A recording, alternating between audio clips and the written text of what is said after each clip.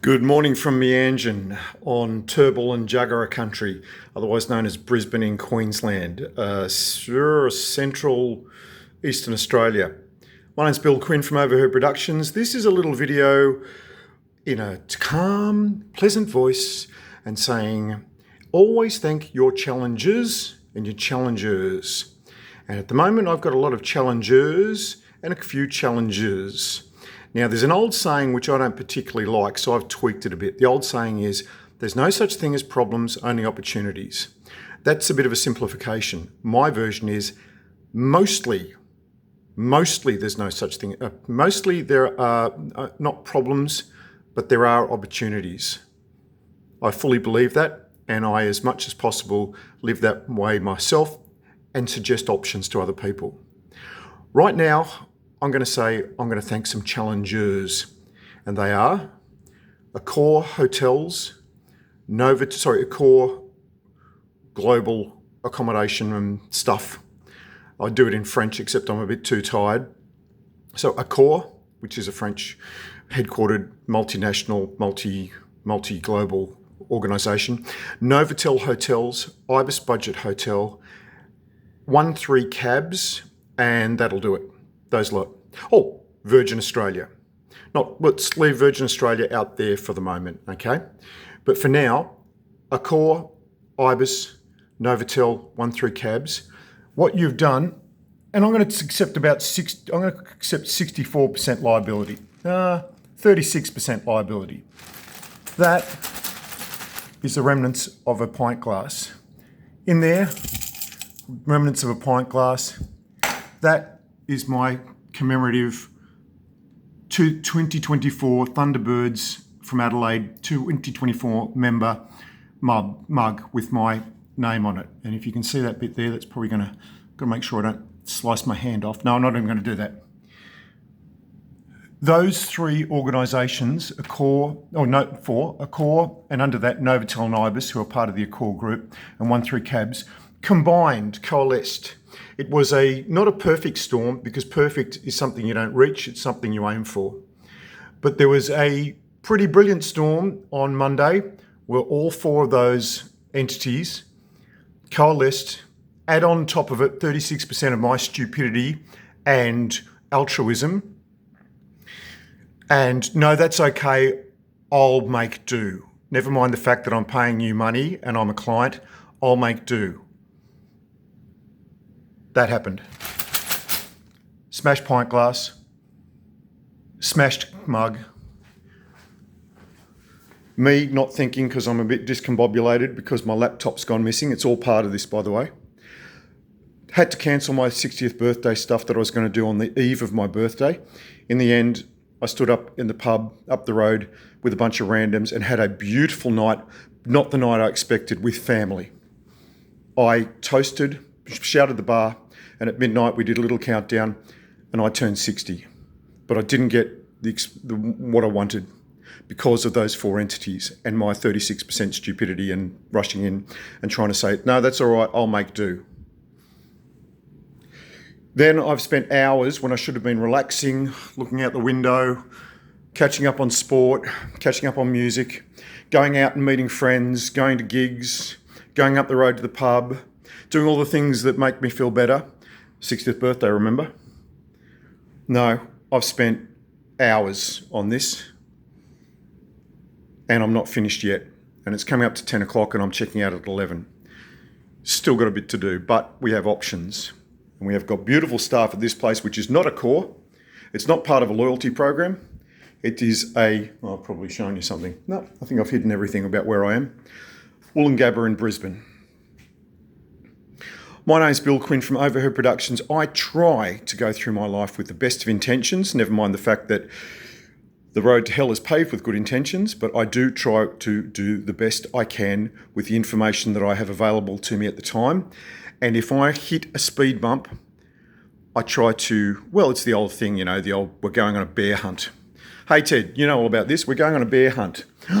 We've come to some long, tall grass. Well, we can't go over stuff that went up. We can't go over it. We can't go under it. We can't go through it.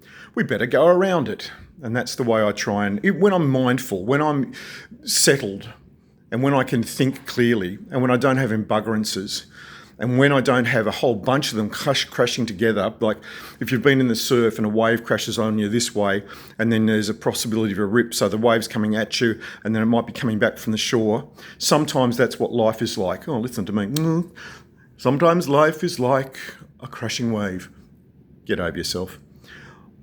I try to do that.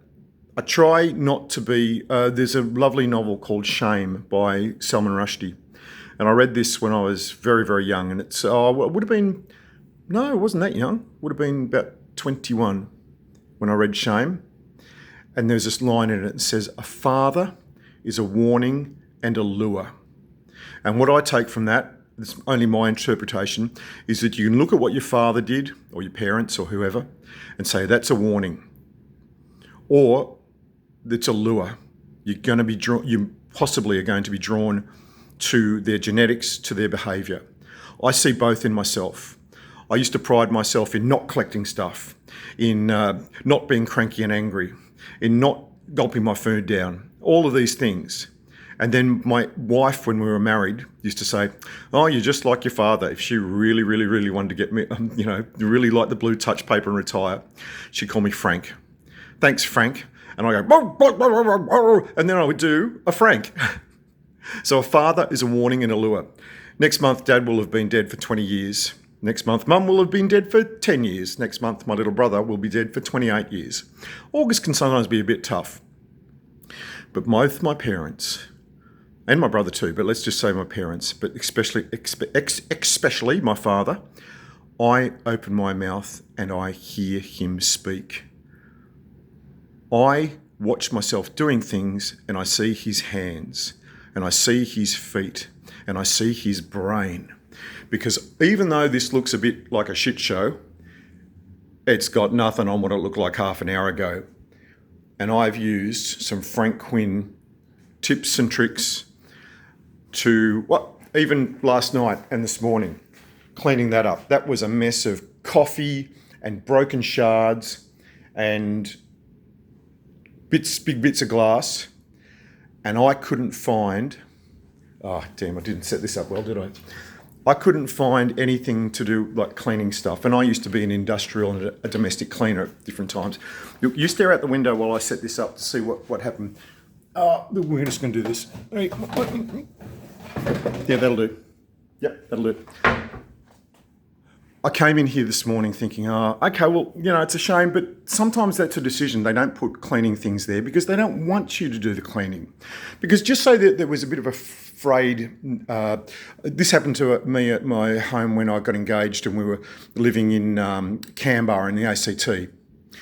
We had a carpet, we bought a house in 1991 and beg your pardon, we were renting a house from 1988 to 1991. And the carpet was okay, but it was frayed in bits and pieces.